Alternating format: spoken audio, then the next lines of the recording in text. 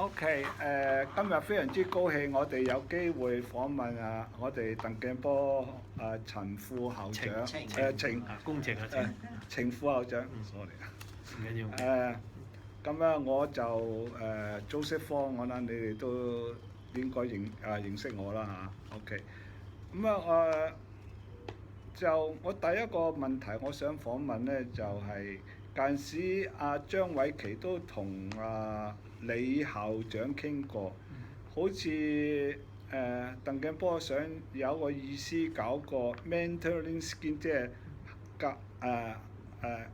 教校友嘅導師計劃，即係介紹我哋呢班舊生有咩專業嘅即係個 career 嗰個嘅知識俾啲鄧鏡波而家啲在學啲同學程副校長可唔可以稍微講下呢？好啊，咁先多謝阿方教授今日嘅邀請咁都同各位舊同學都打個招呼啦。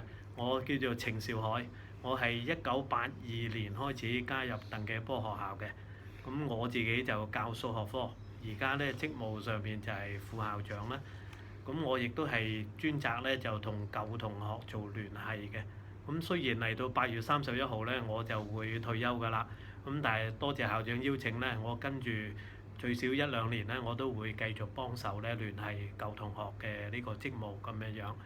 咁正話方教授咧就提問到關於學校嗰個 mentoring scheme 或者叫師友計劃咧。咁我哋其實咧有咗呢個概念咧都好幾年。理由咧就係因為我哋發覺到咧，隨住新高中嗰個課程嘅出現咧，其實對學生嗰個視野係有一定要求嘅，即係話唔再係要求一個學生咧，只係能夠喺學業上邊有成就。相反咧，要求學生咧要樣樣都要識一啲，包括咧就係對佢將來嗰個自己嘅前景啦，或者佢將來會投身嘅行業咧，最好都能夠喺中學階段咧就係有一個初步嘅萌芽或者構想。咁但係我哋睇翻自己嘅學生咧，因為整體嚟講，到今日為止啦，我哋學生嗰個社經地位咧，普遍都係唔高嘅。咁如果你話要求佢從家庭方面得到支援，令到佢可以明白呢個世界各行各業，或者話咧將來有啲咩路向可以走咧，其實都係比較困難。所以我哋特別留意到咧，因為呢10幾年咧，我哋接觸多咗舊生咧，咁各個畢業嘅界別嘅同學咧，都好有意欲咧，想將自己嗰個人生嘅經驗或者工作嘅經驗咧，帶翻嚟俾啲學生。咁所以我哋覺得呢兩者可以互相咧做一個結合，就去補足翻咧學生佢嗰個社經地位嘅不足而帶嚟嘅一啲缺點。所以由2016年9月開始咧，我哋就啟動咗一個師友計劃。咁我哋個想法咧就係話，每一年咧我哋邀請若干位舊同學，就希望咧佢每人帶2至3位嘅學生。呢啲學生咧，我哋而家初步選定咧係中4級嘅同學。咁嗰個計劃咧就會維持1年嘅。喺1年裏邊咧，作為一個導師，即係叫 mentor 啦。咁我哋希望咧，佢可以喺自己嘅合適時間咧，就安排同呢啲學生咧就見3到4次。每一次見嘅時候咧，就希望佢可以同佢嘅 mentee 啦，即係佢輔導緊嘅參與計劃嘅學員咧，就介紹一下佢自己嘅一啲人生嘅經驗或者譬如失敗成功嘅一啲教訓就俾佢哋有一個即係間接嘅，但係好親切嘅一個教導。另外咧，我哋都希望咧，如果嗰個 mentor 個導師咧能夠安排到呢啲學員咧去到嗰個工作環境度睇咧，參觀1-2次咧，效果會更好。因為我哋喺分配學員嘅時候咧，其實我哋已經問咗學生初步將來想投身行業嘅意見。咁我哋會做一個編配嘅。譬如有同學佢想將來做工程嘅，咁我哋盡量安排咧就係現職嘅一啲工程嘅同學啦。咁變咗如果佢有機會可以帶到佢，譬如最近啊，帶佢落去真係去一個 construction site 一個建築地盤去睇下，又或者帶譬如做會計嘅帶到佢會計師樓度睇一睇人哋嘅運作，或者有陣時係去到嗰個地方喺嗰度傾下偈嘅啫。其實對個學生嗰個啟迪都係好大嘅。咁期間咧嗰個形式我哋冇限嗰個導師嘅，即係隨得佢嘅啫。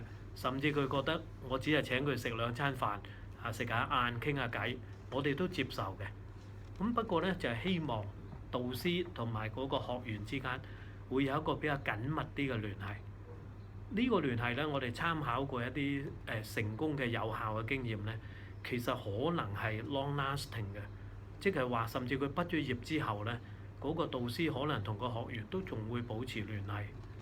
暫時我哋冇去到咁宏偉嘅諗法，但係希望咧同學嗰個即係畢咗業同學嘅經驗咧，係可以為而家讀緊書嘅同學咧帶嚟一啲影響。咁呢個咧就係我哋成個計劃嘅大概梗概。咁點解我哋要揀中四唔揀中五或者中六咧？咁事緣咧就係因為第一中六嘅同學咧，佢馬上要面對公開試啦。咁其實佢撥唔到時間乜滯嘅。第二咧就係因為成個計劃咧，佢維持1年嘅。中四嘅同學，佢由譬如我哋計劃中係5月開始啟動咧，咁佢其實成個計劃完結咧，就已經去到佢中五嘅4月份啦。如果我哋中五先開始參與咧，佢結束個計劃嘅時候就已經去到會考嘅前夕，即係佢中六嘅4月份咧。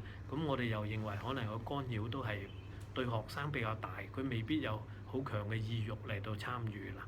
咁所以我哋就選定由中四開始。咁但係中四同學咧有個缺點啦，就係比較細個啲嚇。咁佢哋啱啱完成初中上嚟咧，好多嘢都唔係諗得好好嘅。咁但係我覺得都凡事都可以嘗試。所以今年咧我哋就做咗第一屆檢討咧，我哋暫時就未進行嘅。咁我哋會喺嚟緊4月底之前，我哋會做一次 review。咁然後咧就會提出下一個學年嘅新嘅方案。咁初步嘅同負責嘅同事研究過咧，大嘅改動可能都未必會喺嚟緊嘅1年出現。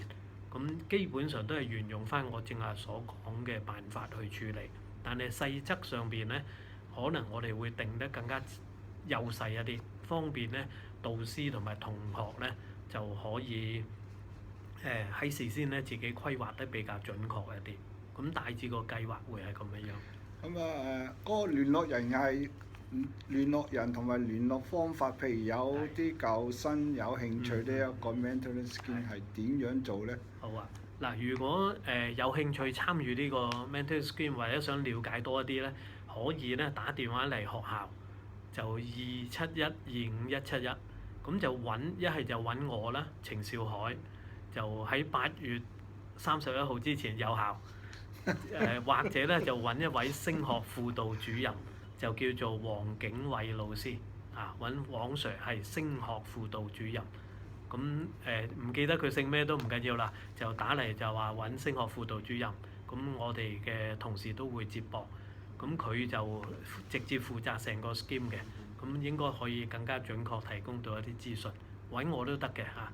咁如果我離任咗之後咧，各位亦都可以打我手提㗎嚇，我都唔介意嘅。我嘅手提電話咧係60110571啊。OK，跟住咧我想提到咧，我哋舊生咧有個網站嘅，最近tkboba.org 嘅。咁我知道鄧鏡波都有個網站最近有位姓林嘅老師俾咗個網站嗰啲hyperlink 我擠咗我哋嘅網站嗰度。咁我即係嗱，我哋呢班舊生咧，其實都幾關心即係鄧鏡波母校嗰啲活動嘅。咁大家網站同網站嘅聯繫，譬如你哋有咩嘢關於我哋啲校友會嘅事咧，校內活動咧就覺得係或者提一提我哋咧。咁真正個聯絡人係邊個咧？同時，譬如我哋又有啲嘢想講想喺個鄧記波網站嗰度 post 咗出去，通知其他嗰啲校友，咁樣又會點樣做咧？唔知情況嗱呢度咧就大家交換下睇法啦。喺學校嚟到講咧，我哋自己有學校嘅網頁。咁但係學校網頁咧，佢面對咧就主要係在學嘅學生啦，同埋相關嘅家長就為主嘅。咁我哋咧只係喺個網頁裏邊咧，我哋就有一個 hyperlink 就連結咗去舊生會嘅網頁。咁咧就其他嘅關於舊生方面嘅所有聯繫咧，學校到而家為止嗰個想法咧，都係煩請咧。呢個叫做鄧記波學校鮑思高同學會，就請佢咧喺自己嘅網頁上邊咧，就幫我哋去做應該相關嘅宣傳同埋通知。咁呢個鄧記波鮑思高同學會咧，或者我簡稱咧就叫舊生會啦嚇。咁呢個或者我簡稱叫同學會啦，因為避免同阿方教授所提嘅舊生會即係產生咗有一個混淆啊。咁呢個同學會咧，其實佢就係成立咗好耐㗎啦。我後尾揾翻創會嘅第一位主席咧，佢而家都係我哋聖堂嘅教友啊。咁佢每個禮拜都定期會翻嚟㗎，就叫做何先生。咁佢其實唔係我哋鄧記波學校嘅畢業同學嚟嘅喎，好奇怪嘅喎。佢係香港仔工業嘅畢業同學。咁但係喺1954年咧，當佢畢業嘅時候咧，當時嘅第一任校長咧。因為之前亦都係喺香港仔工業嗰度教啊，就邀請咗佢過嚟咧，就幫手籌組我哋嘅同學會。咁於是咧籌組咗之後咧，佢就因為係搞手啦，咁就邀請咗佢出任第一任嘅同學會會長嘅。咁所以我哋嗰個同學會嘅歷史咧，其實都有成60年㗎啦，或者可能唔止添啊，要仔細再計一計。咁呢個同學會咧就又隸屬於咧鮑思高同學會嘅聯會。嗱，所謂聯會咧就係佢持有會喺香港同埋澳門就有好多學校啦，每間學校都有自己嘅同學會啦，咁就將所有同學會又 merge 埋一齊咧，就做咗一個聯會嘅。咁我哋鄧記波學校嘅鮑思高同學會咧就係呢個聯會嘅當然成員。咁所以咧，由於呢個咁樣嘅歷史嘅發展理由咧，到學校要成立呢個叫做法團校董會，係2014年嘅事。咁當我哋成立法團校董會嘅時候咧，辦學嘅團體持有會咧，佢就即係喺條例上面咧就確認咗呢個鮑思高同學會咧，就係鄧記波學校舊生嘅即係叫做合法代表啊。咁就係蘇佢哋咧去選舉校友、校董，同埋咧就即係向翻持有會咧就交代翻呢個選舉嘅流程啊、過程同埋嗰個執行情況咁樣嘅。咁我講咁大堆咧，我其實目的咧只係想提出一個，就係話咧，其實我哋都有一個平台咧係可以發揮到去聯絡舊生嘅。咁但係咧，因為正話都提到同學會咧，佢嗰個歷史都有幾十年啦。喺期間咧，曾經係好興盛嘅，但係亦都有一段好長時間咧就即係平淡咗落去。最主要咧就係因為同學會嘅幹事咧全部都係義務，同埋多數咧都係在職嘅人啊。咁可能喺工作上面因為太繁重，曾經有10幾20年咧，我哋個同學會咧就算係比較 inactive 嘅。咁所以咧喺期間自然就會遺失咗一大堆一路落嚟嘅聯繫。咁呢啲對舊同學嘅聯繫咧，實際上咧真真正正都係喺呢10零年裏邊咧，慢慢喺學校同埋同學會攜手底下咧去聯繫翻嚟嘅。咁但係咧，我哋都想咧沿用翻之前嘅想法，就即係話第一，學校嘅網頁咧，我哋集中都係面對學生同埋家長，甚至老師啦。咁至於舊生嘅聯繫咧，我哋都係希望咧就發揮翻同學會自己嗰個責任係嘛，由佢哋去秉承翻。所以咧，而家點解講凡係舊同學嘅活動咧，我哋都係呼籲大家咧都可以登入呢個同學會嘅網頁。咁嗰個網址咧，我稍後我可以俾翻方教授，咁可以 post 翻俾大家知道。咁我哋學校咧，當有咩活動咧，我哋第一時間都會通知翻同學會嘅幹事，就請佢哋咧喺自己嘅網頁上面發放嘅。咁而家比較有利嘅地方咧，就係同學會嘅會長咧，就叫做林志勇，佢咧就係我哋嘅應該係93年畢業嘅同學嚟嘅。咁佢點解話有利咧？就係因為佢而家咧又係鄧鏡波學校嘅老師。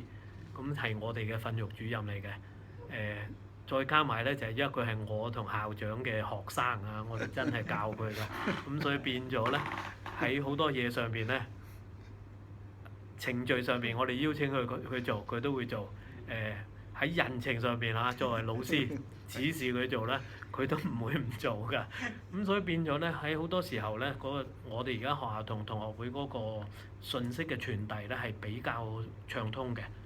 咁就我亦都知道咧，佢除咗有網頁咧，因為而家近世咧就好興 Facebook 啊，而且 Facebook 嘅威力似乎比網頁咧仲要大，咁所以咧而家佢哋都開設咗一個專門嘅同學會嘅 Facebook， 就大家咧遲啲亦都可以攞到嗰個我都會一併俾埋方教授啦，攞到嗰個Facebook 嘅地址咧，大家可以上去 at 翻咧。咁就變咗咧，隨時都可以接收到同學會嘅信息。佢哋而家咧一般嘅信息咧，除咗話有大型嘅活動啦，佢都會恆常搞一啲聚會，包括譬如啱啱而家講就係10日前啦嚇，一個星期日嘅下晝咧，佢哋喺學校就搞咗16圍嘅盤菜宴啊，咁就喺黃昏嘅時候就喺內操場聖堂前邊。咁就做咗個盤菜宴，咁都有唔同界別嘅同學就即係參與啦嚇，賣飛咁。咁呢啲信息點嚟咧？佢就係透過 Facebook 同網頁 post 出嚟嘅。咁所以如果大家都登入咗個 Facebook 咧，我諗將來嗰個信息就會第一時間收得到。另外咧就係佢都會定期咧，因為大家都明白啦，鮑思高神父咧教到我哋咧要感恩啊。咁所以咧，佢都有定期咧，係一啲譬如已經逝世嘅老師嘅，無論佢冥壽啦，定係佢生日日期咧，好多時候佢都會 post 一啲信息出嚟，咁就係更新翻，譬如介紹翻嗰個老師啊，或者話翻即係寫翻幾句啊，即係引述一啲同學感恩嘅説話咁都幾好㗎，我自己覺得，即係等雖然人就過咗啦嚇，但係在生嘅人啊，久唔久都會睇翻，又會諗翻起即係以前呢啲老師幫我哋盡過嘅一啲努力啊咁樣，咁呢個都係真真正正做到一種感恩嘅效果嘅。程校長講到食，我話非常之有興趣嘅，我話非常之中意食嘅啊。咁咧，上次我又聽朱修士講咧，校友會咧就每一年都有個晚宴嘅喎，咁咧就好似係11月嘅喎。咁啊，譬如我哋都係校友之一啦，譬如我哋想揾一班校友翻嚟包一張台咁樣，咁啊唔知係如果咁樣，我哋應該點做咧？你可唔可以講解？嗱。除咗我淨係提同學會定期有啲嘢做咧，其實佢一年中咧有幾個大嘅 event，都包括正阿方教授所提嗰個所謂週年嘅聚餐，我都一併喺呢度介紹一下啦。最大嘅活動咧就係每年嘅11月第一個禮拜六，我哋定咗一定係第一個禮拜六嘅，就唔係跟幾月幾號，係11月嘅第一個禮拜六。咁咧我哋就會搞2個項目，第一個咧就叫做校友會校日。咁嗰日下晝咧，大約3點半鐘，咁我哋就會開放學校咧，就歡迎各個界別嘅同學，只要有一年佢11月第一個禮拜六嘅下晝得閒，佢就可以翻嚟 join 我哋。咁其實嗰個活動咧本身就冇活動嘅，就只係大家聚首一堂傾下偈，見翻下啲舊人，或者見翻下唔同界別嘅同學，係想提供一個平台咧，俾大家有翻一個回憶啊，或者聚首一堂嘅機會。咁但係把握住呢個校友會校日咧，同學會咧，佢每年就會插2個活動落去。第一個咧就係喺下晝嘅時候咧，當啲人翻嚟啦，咁佢就會舉行佢嘅週年大會。咁喺週年大會裏邊咧，每隔2年就會選舉校友校董一次。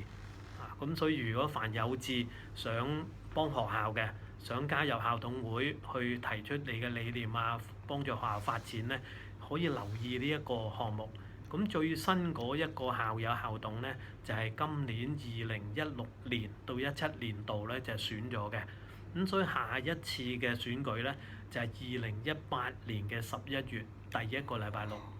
咁我哋咧就會喺同學會嘅網頁咧，喺嗰一年選舉年嘅9月份咧，就會先提出通告，就歡迎提名。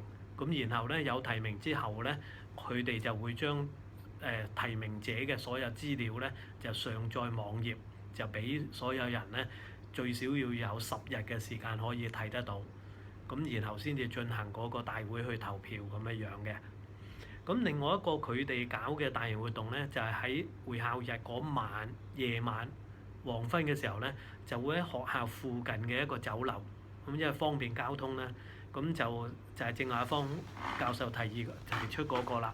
咁喺嗰個晚宴裏邊咧，就正就好似方教授正係咁講啦，我哋就係希望每屆嘅同學，無論可以籌足1圍又好，多過1圍又好，但係就算佢唔夠1圍，係嘛？佢可能4個或者6個，唔緊要嘅，因為其實全部都師兄弟嚟啫嘛，係嘛？咁就可以事先通知同學會，就預訂一啲位去參與。咁原則上咧就係自費嘅。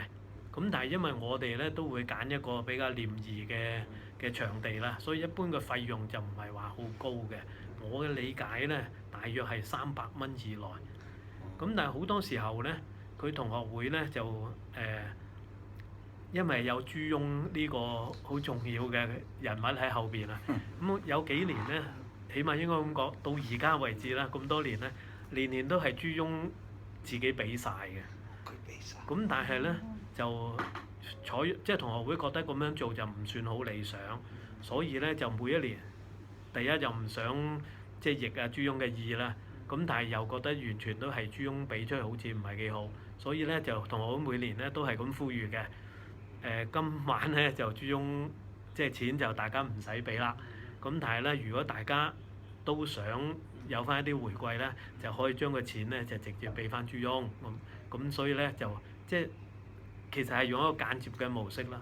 咁朱翁嘅錢又點嚟嘅咧？或者話朱翁收咗啲錢又會點咧？咁其實朱翁本身就冇任何收入嘅。咁佢嘅收入咧都係嚟自堂區嘅教友啦、一啲恩人啦，同埋一啲舊同學。好多時候咧，因為佢哋都明白朱翁咧，其實攞到嘅所有錢咧都係支援學校同埋有需要嘅學生嘅，所以佢哋咧其實就係委託朱翁，即係俾啲錢嗱，朱翁，我唔理你做啲咩項目，總之我俾啲錢你攞去用啦。其實佢啲用其實就係間接支援學校，或者就係支援一啲有需要嘅同學。咁喺呢度我都插嘴，即係代朱翁做少少介紹啦。朱翁其實喺過去呢3年咧做咗幾個好重大嘅幫學校嘅貢獻。第一咧就係佢將喺內操場有蓋通道嘅所有地下咧就鋪咗一啲磚嘅，即係好大塊嘅磚。咁因為以往咧就係紅毛泥嘅路面，咁就凹凸不平啦，而且咧就日久之後就好污糟啊，睇落去好似好唔係好雅觀啊咁。咁朱翁就睇唔過眼，所以佢就利用佢手上籌到嘅錢咧，就用咗40幾萬咧，就換咗呢啲磚。咁所以而家令到咧各位師兄如果翻嚟咧，你可以睇到個地下係好平整，同埋都好容易打理。事實上咧喺換磚嘅期間，佢亦都換咗咧所有渠冚啊。以前啲渠冚咧就係一劃一劃咁有空位就俾啲水流落去啦。咁但係因為波記就係好多樹㗎。咁啲樹有落葉咧，由於嗰個坑渠蓋啲罅咧好闊啊，好多時候呢啲樹葉就跌埋落去坑渠，咁就經常出現淤塞。咁淤塞嘅時候就要抽起嗰啲渠蓋咧嚟到掃嘅。咁朱翁睇咗幾多年，你覺得咧咁樣做咧啲工友太辛苦啊，所以佢就索性咧就用咗10幾萬啊，就換咗嗰啲渠冚。而家嗰啲渠冚咧全部係窿形啊、圓形嘅孔，咁咧就樹葉跌唔到落去，水就流到。咁呢個都係功德無量啦嚇。咁更加大嘅工程咧，就係一路落嚟咧。如果有翻過嚟，無論去聖堂定係翻嚟參觀過校友都知啦。我哋禮堂下邊有個洗手間嘅，咁但係個洗手間咧味道就非常濃郁㗎嚇。以前就最主要咧就係喺早期嗰個建築咧下邊嗰啲渠咧唔係好有效啊。咁隨住嗰個使用量越嚟越大啦，再加上日久咧舊嘅地底裏邊嘅設施咧，我哋都懷疑係有啲損耗啦。咁所以咧通風啊、光線啊、設施嘅量啊冚唪唥都唔夠。朱翁就最關心就係小朋友嘅，所以佢就5、6年前已經提出咧要重建個廁所。咁但係當時咧大家就認為嗰個工程會好大，而且費用咧大得好緊要。咁所以我哋咧就改為向教育局咧就申請嗰個維修，就希望咧透過佢哋嘅維修咧就改善嗰個環境。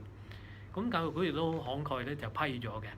咁但係維修完之後咧，我哋發覺咧仍然係冇根本解決問題啊，味道仍然存在，通風仍然唔係好得。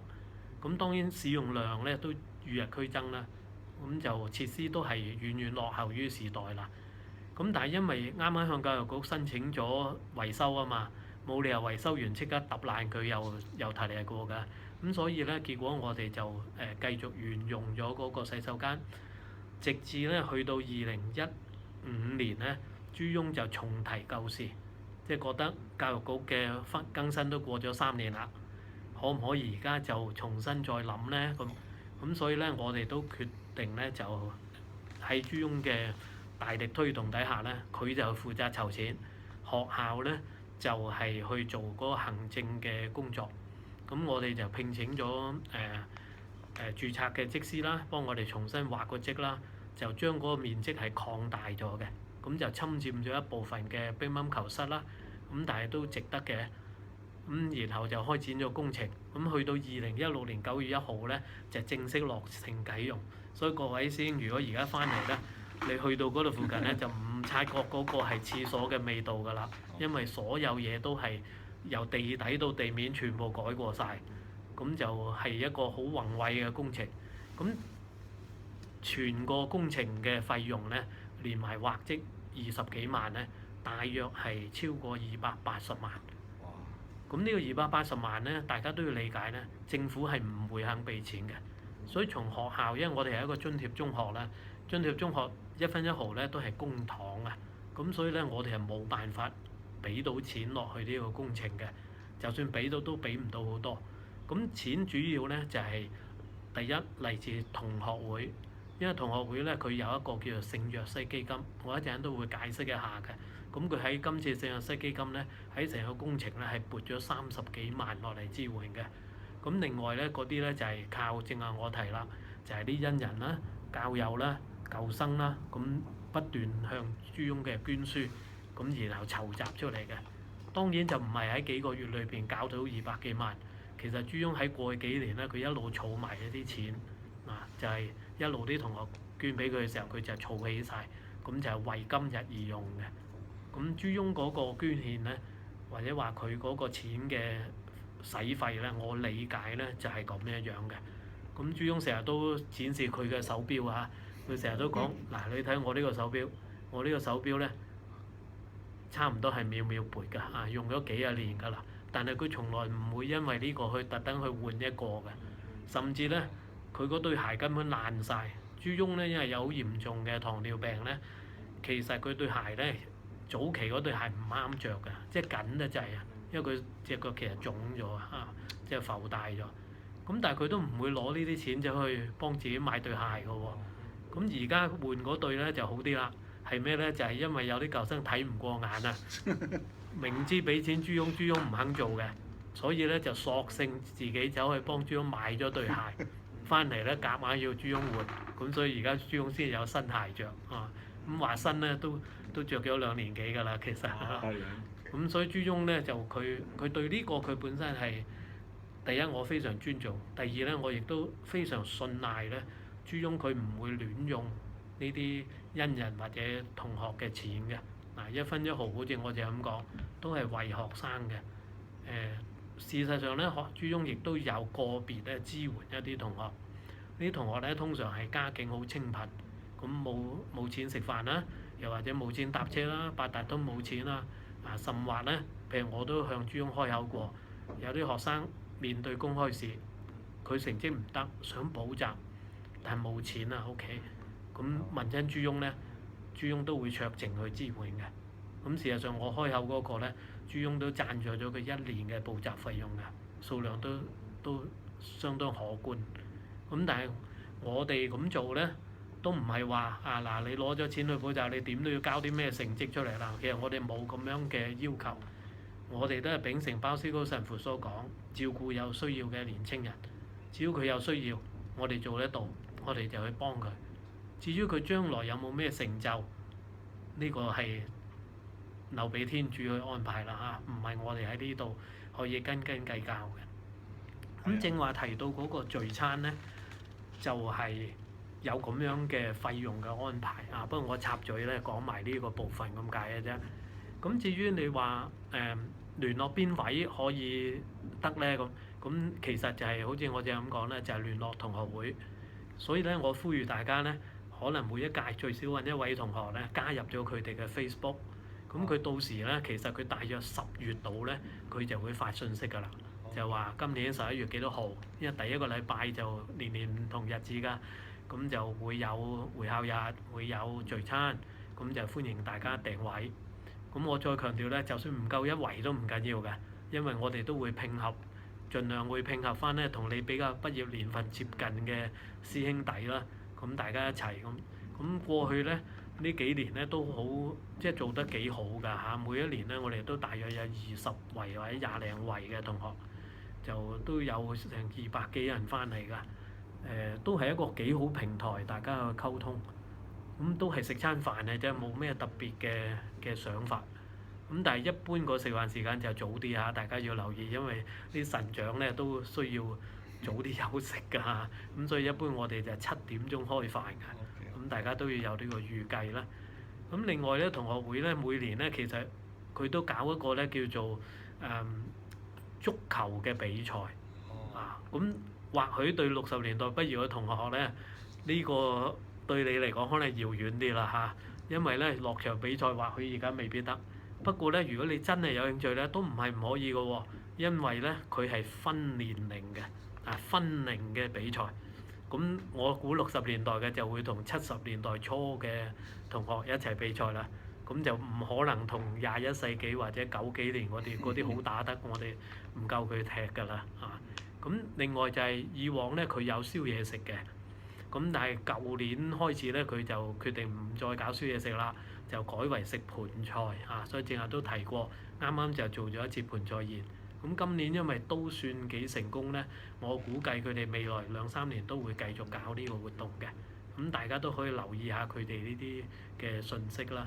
咁最後我不能不提咧，就係嚟緊2018年1月31號嗰日咧，係鮑思高神父嘅瞻禮日，係正日嚟嘅。咁我哋咧亦都係傳統嘅所謂感恩節啦。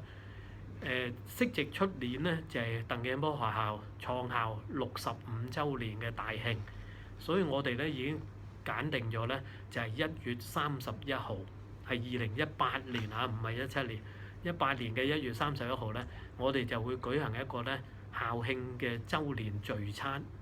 咁地點咧亦都揀咗啦，就係喺學校下邊嗰條龍浦道一路落到去路口馬頭圍道嗰個交界嗰度咧，而家有一個咧叫做第一會所級溫，其實即係你哋年代嘅女童院嘅地方。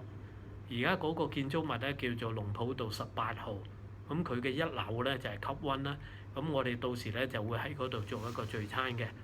咁如果有興趣參與1月31號校慶週年聚餐嘅同學咧，佢就可以蘇張偉琪博士或者方教授咧可以聯絡我嘅。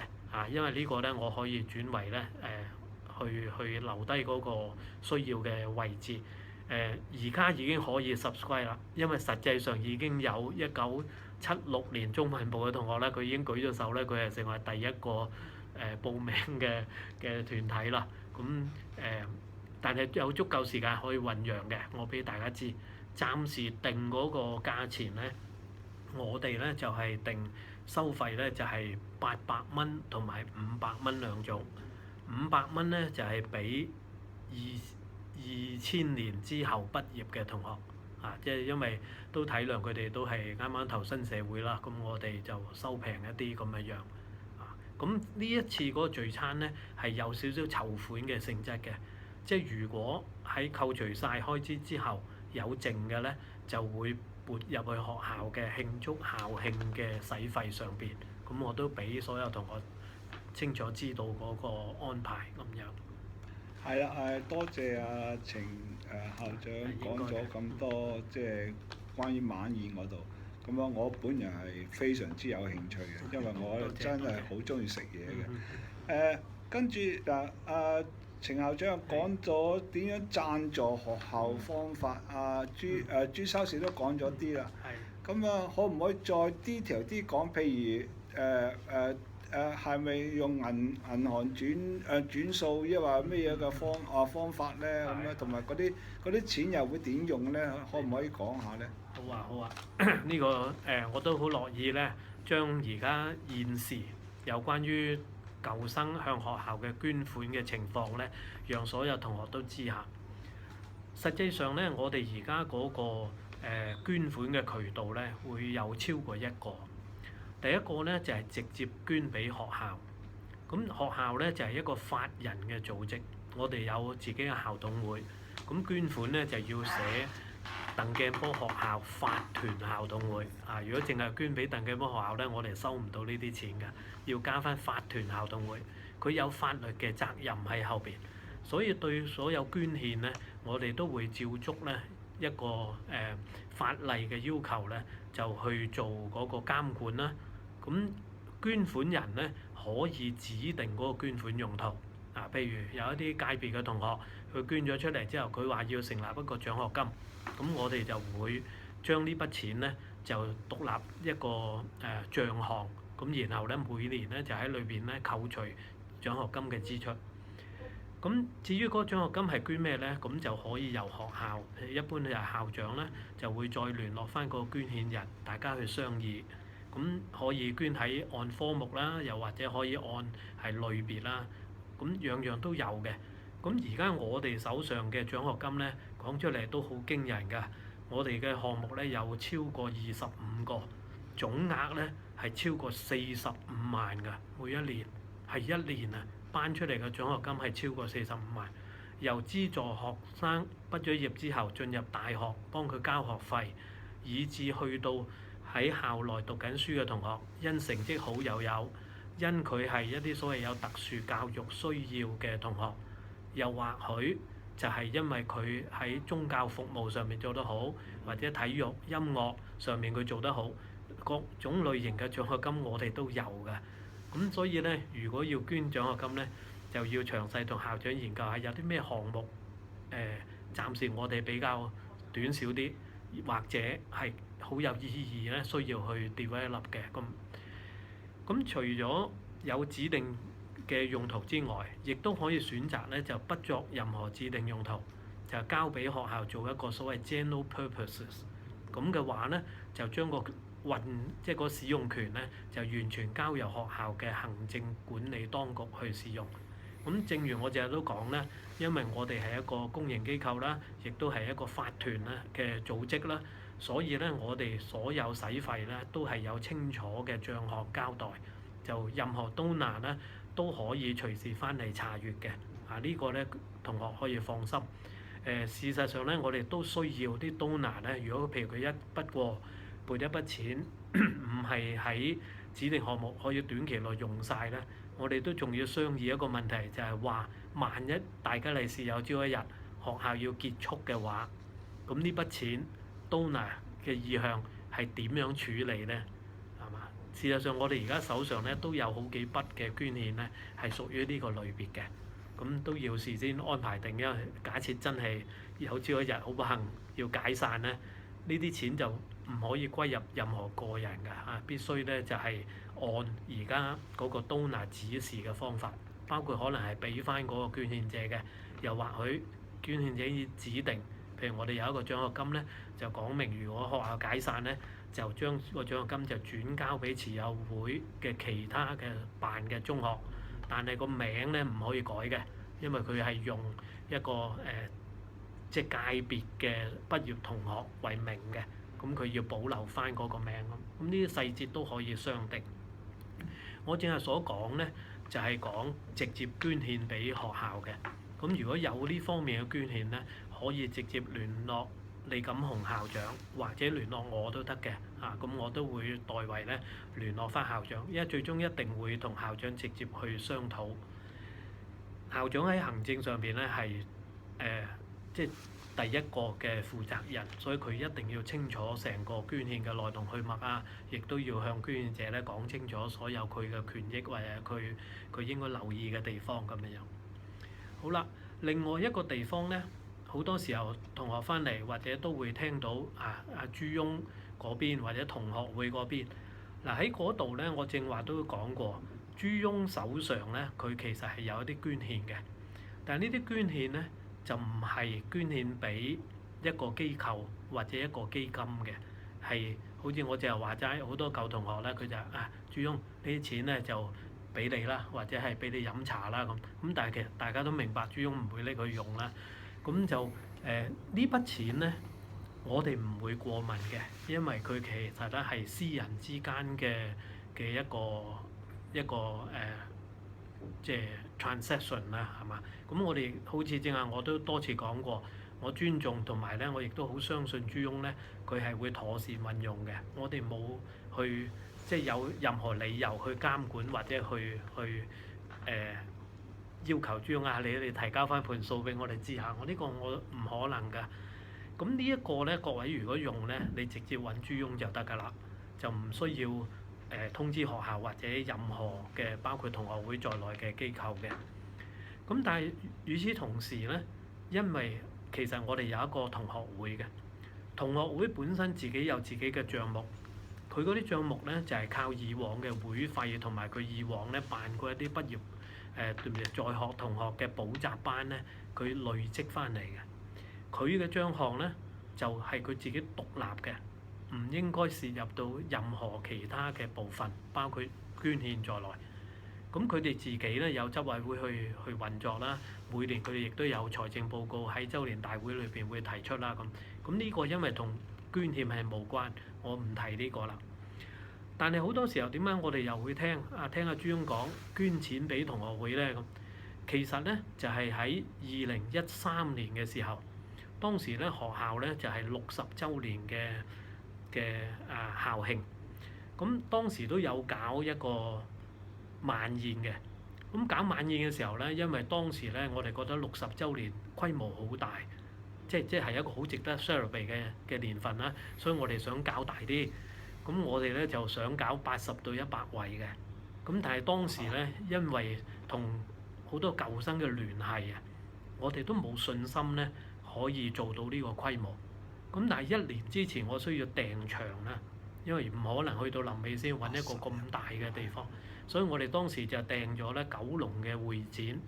咁但係佢個會展咧真係擺咗100位㗎嚇，甚至佢話105位都得嘅。咁我哋盡力而為啦。咁但係咧，因為咧你開始訂嘅時候，你要講明你訂幾多位，然後佢有個範圍俾你去走盞啦。但係嗰個範圍咧唔可以太大啊。咁所以當時咧，我哋就膽粗粗咧就落咗80位嘅 order。咁但係咧，你俾得80位嘅 order 咧，你最少都要有75位。咁所以完咗之後咧，我哋學校咧就同朱翁商議，最後咧就經由朱翁出面，就邀請咗一個舊生。但係呢個舊生咧就係隱名嘅，到今日理論上講，佢冇公開名字㗎。校長都真係唔知道佢姓乜名乜㗎，亦都唔知道佢係邊個界別。不過咧，因為我負責嗰個行政嘅處理啦，所以實際上我知係邊位嘅。不過到今日我都唔會講出嚟，直至我退休我先會將個名話翻俾校長聽啦。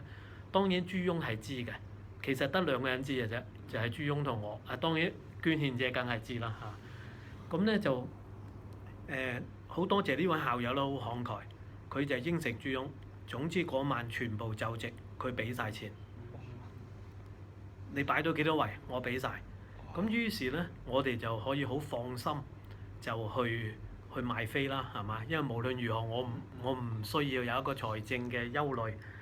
咁結果咧，我哋就擺咗82圍嘅。咁82圍除咗扣除咗一啲恩人啦，或者一啲神父啊、老師啊、工友啊，咁呢啲當然佢免費啦。咁我哋就籌集咗60幾萬。咁由於嗰個餐費本身咧已經有人承擔咗啦，咁所以剩翻落嚟嘅錢咧，我哋就成立咗一個叫做聖約瑟基金。咁呢個聖約瑟基金咧，佢咧道理上咧就係獨立嘅，不過咧喺管理上面咧，我哋最後就決定委託同學會代管理。咁呢個聖約瑟基金咧就照朱翁當時嘅意向，佢定咗一啲名目嘅，即係點樣情況底下先會用咧咁。咁佢有大約有10條嘅項目，即係細款啦。咁就講出咩情況底下可以用。大嘅方向咧就係第一，支援學校嘅建設。所以正話我都提過啦，洗手間嘅重建咧，同學會贊助咗30幾萬，其實唔係同學會贊助，同學會冇咁多錢啊。同學會其實而家戶口得20幾萬嘅咋，佢係喺聖約瑟基金裏邊調動咗30幾萬，支援咗呢個廁所嘅工程嘅。咁另外咧就係一啲每年嘅獎學金啦，因為聖約瑟基金咧就承擔咗咧2個獎學金，一個咧就係聖約瑟獎學金，就係俾全校每一級考頭3名嘅同學嘅。另外一個咧就叫做60週年紀念筒獎學金，咁佢俾嘅咧就係中6級喺公開試裏邊考到我哋要求最低成績嘅同學。我哋嘅最低其實係一個比較要求高嘅成績嚟嘅，咁唔係一定有同學得獎嘅，每一年得獎嘅人亦都唔一定係固定嘅。咁我哋梗係希望每一年多啲人攞到呢個即係相當高嘅榮譽啦。咁聖約瑟基金咧就係每年為啲同學咧就係贊助一啲費用嘅。咁另外咧就係每年嘅3大瞻禮，即係12月嘅無原罪瞻禮啦。1月嘅鮑思高感恩節瞻禮啦，同埋5月份嘅進教之佑聖母瞻禮啦。咁我哋而家嘅恆常習慣咧，就係喺每一個瞻禮之後咧，我哋都會購置一啲甜筒或者蛋糕，就等同學咧開完彌撒咧就可以分享，咁就等大家開心。因為瞻禮咧，我哋有一個理念，嗰日係一個歡樂嘅日子啊！我哋希望所有同學咧都感受到呢個節日嘅歡樂，咁所以咧傳統落嚟。不過你哋嘅年代就冇呢個傳統㗎嚇，我打聽過，應該係由75年開始，華近利神父嚟咗之後開始呢個做法嘅。咁以前呢啲錢咧就會院俾嘅，因為當時咧所有神長咧都係教書嘅，佢哋有收入。但係今日咧會院咧其實已經完全冇收入㗎啦。咁所以朱翁咧就話應該由聖約瑟基金去支付。咁另外咧，朱翁亦都好慷慨啊！每一年咧，佢都喺呢個聖約瑟基金咧，就係攞一啲錢出嚟咧，就大年即係過農曆新年啊，第一日返學日咧，就派利是俾全體 Form 1嘅同學㗎。咁亦都係想佢哋有一個開心嘅回憶咁樣。咁另外一個佢指定嘅項目支出咧，就係每年咧會封一封利是俾而家能夠聯絡到在生嘅退休咗嘅老師。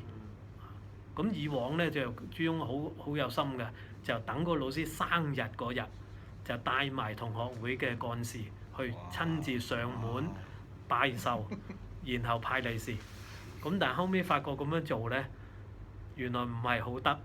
第一咧就係被訪者咧可能都唔一定覺得係方便嚇。咁就第二咧就係要約定時間咧又好困難，因為朱翁嘅想法咧係要保密嘅。事先唔話俾佢聽嘅。哦去到敲門鐘一拉開門，就已經恭喜你生日快樂咁但係咧就反而為一啲同事帶嚟咗啲困擾，亦都咧發覺咧去到係摸門釘嘅嚇。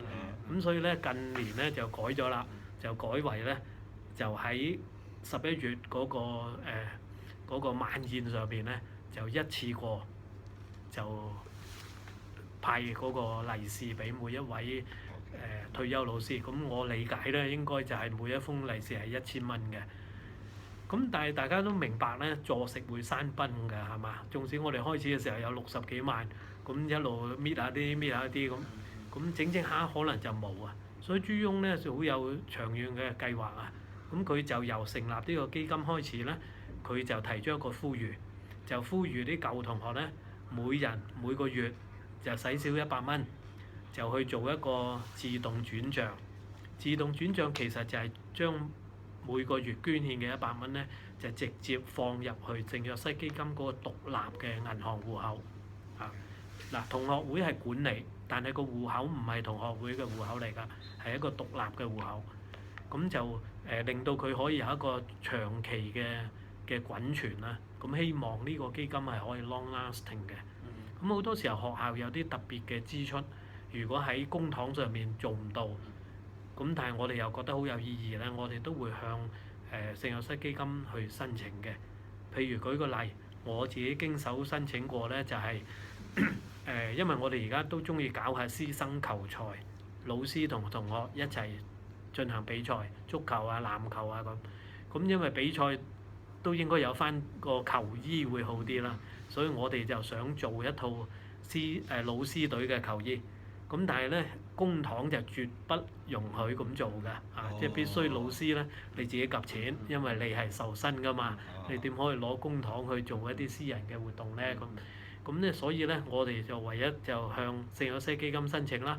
咁好多謝佢哋批咗咧，應該7000幾蚊啊嚇，咁就令到我哋可以做到嗰個足球隊嘅服裝啦、籃球隊嘅服裝啦，咁變咗同學生比賽嘅時候都有一個企理啲嘅款式啦，係嘛？咁足球嘅衫我申請過2次，籃球嘅衫我就申請過1次，咁呢個都係支出嚟㗎。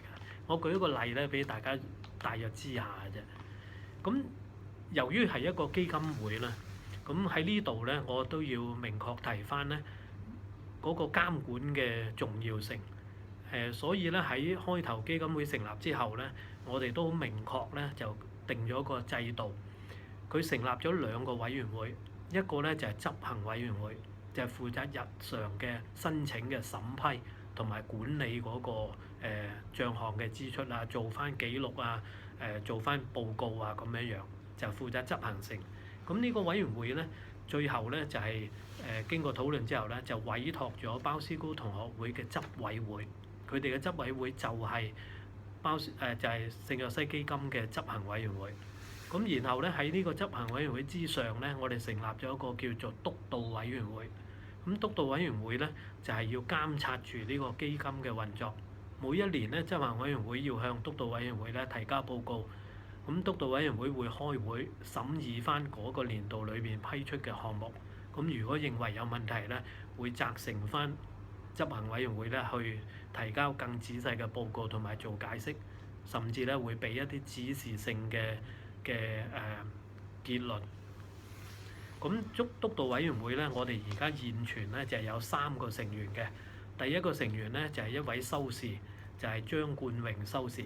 張冠榮修士咧，佢由1977年開始咧就喺鄧鏡波學校服務，咁先後出任過教務主任1年，然後就係25年嘅校長同埋10年嘅校監。咁而家咧亦都係慈幼會中央秘書處嘅秘書嚟嘅。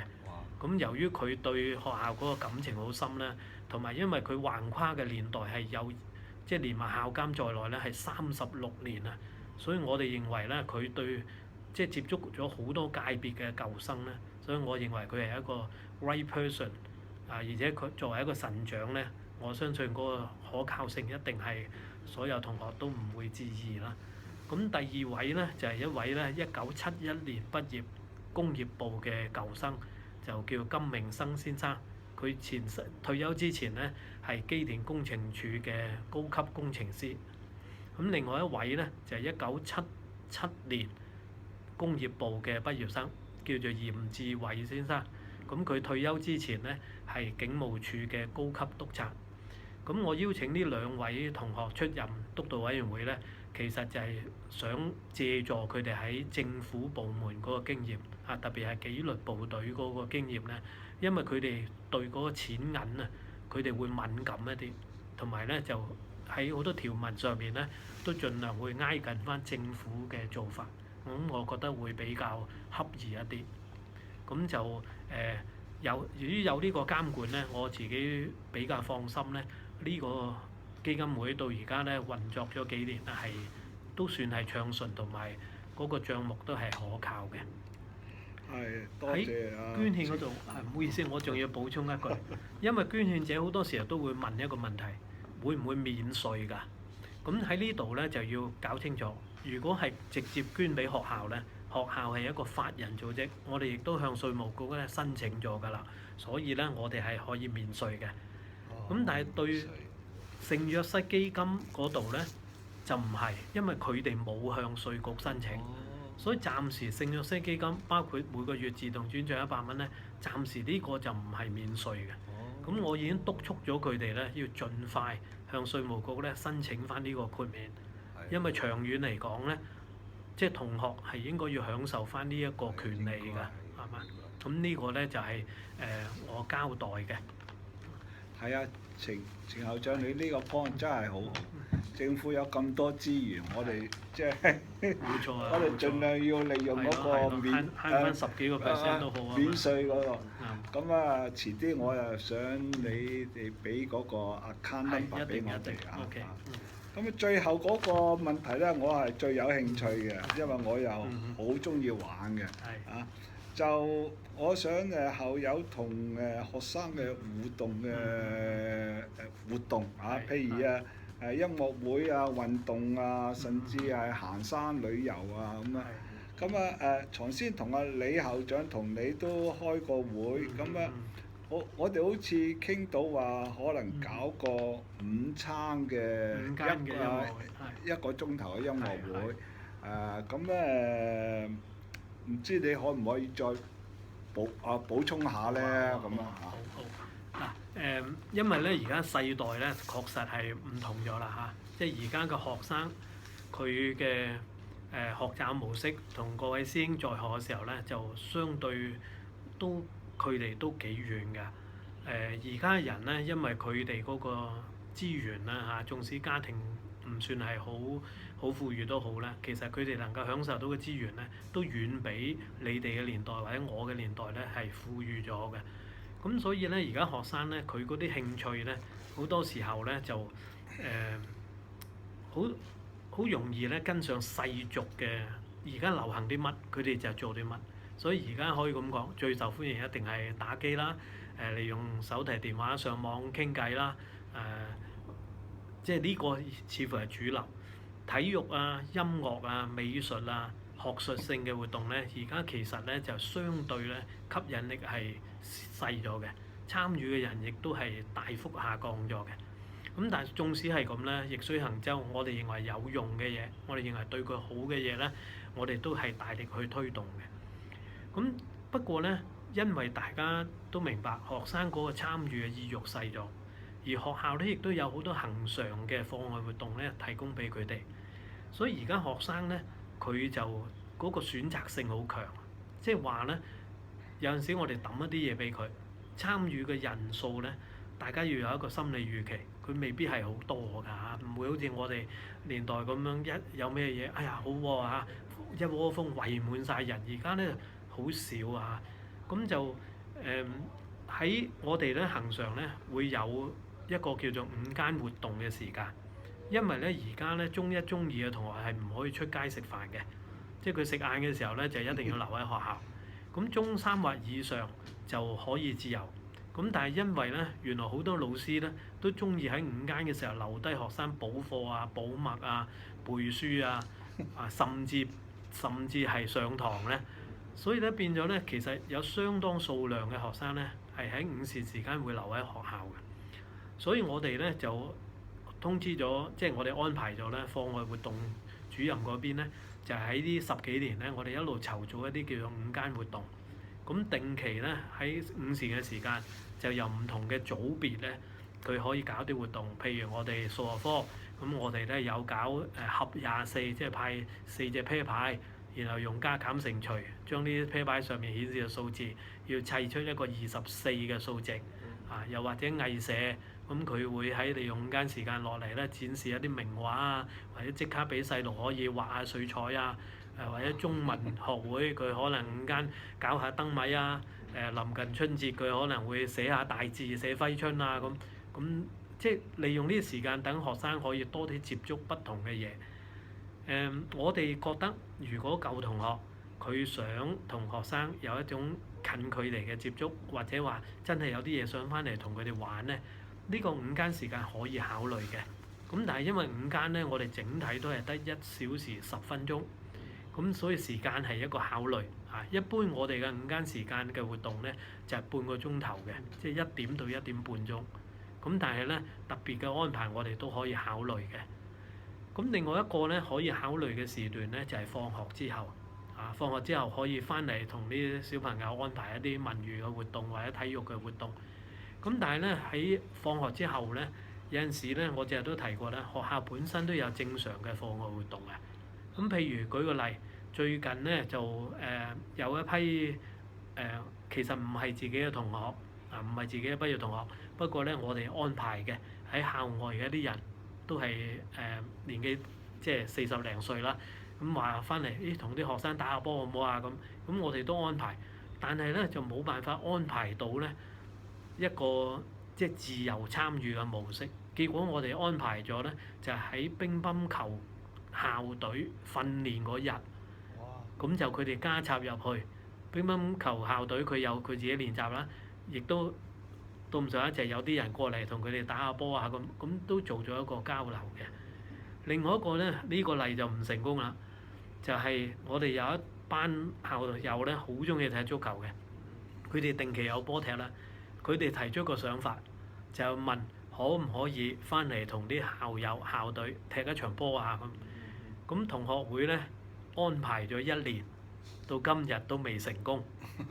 事緣咧就係因為校隊有3個級別 A、B、C， 咁問咗校隊嘅負責同事同埋教練之後咧，佢哋就有啲猶豫，唔係好積極嘅響應。佢嘅猶豫咧都幾奇怪啊！我最近先知，佢係擔心冇保險啊！冇保險，即係佢擔心係同外人踢波，咁如果受咗傷，咁保險點算啊？唔係校友嘅保險喎，係學生嘅保險喎。佢唔係擔心各位嘅健康喎，佢係擔心啲學生嘅健康。萬一出事，咁點樣向家長交代咧？咁我都係最近先知，不過我都解釋咗，其實完全冇問題。其實呢個係同等於校隊出去校際比賽一樣啫嘛。呢個係學校安排嘅活動，所有保險係受保嘅。不過當然我哋嘅保險唔係話好豐富。可能佢如果要做幾廿萬手術咧，最後都係佢要自己上身㗎啦。咁但係就算校隊或者平時喺學校自己學生之間踢，都會有呢個問題，就唔應該構成一種障礙。咁但係確實咧，時間係需要安排嘅。咁我哋都好歡迎咧，所有校友，如果你有想法無論咩類別，譬如好似今朝早方教授就向校長提出佢想翻嚟做一個音樂會一個 band 隊嘅演出，希望咧引發到一啲學生對學吉他有興趣，咁佢到時會翻嚟幫手教咁呢啲其實只要大家提出，我哋就會設法喺行政上邊去做安排。唔應該會好似足球咁安排咗1年都唔得，係嘛？如果呢件事一早嚟到我度咧，我諗舊年呢個波一定已經踢咗㗎啦。